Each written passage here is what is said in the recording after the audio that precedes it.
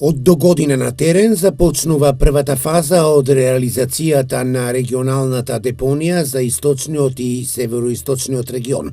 Тоа значи затворање на 7 општински и отстранување на 70 диви депонии.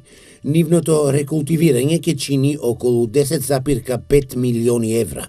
Во периодот, дури да ќе проработи идната регионална депонија, неколку депонии ќе останат оперативни.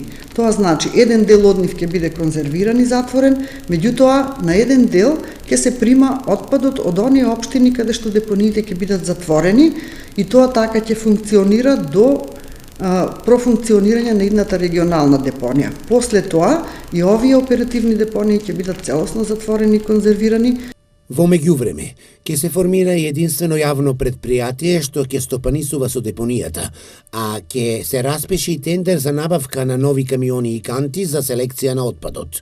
Во регионалната депонија што ќе се гради кај Светиниколското село Мечкуевци, ќе се рециклира дури 65% од ѓубрето собрано од 18 општини, според проценките. Депонијата треба да започне со работа во 2023 година.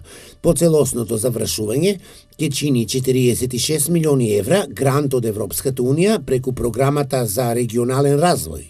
Изградба на една инсталација за преработка на отпад, во која што спаѓаат фабрика за механичко-биолошки третман, изградба на регионална депонија, пречистителна станица за отпадни води, изградба на 6 претоварни станици во регионите и значи тоа е затворање на овој целосен интегриран систем за управување со отпад.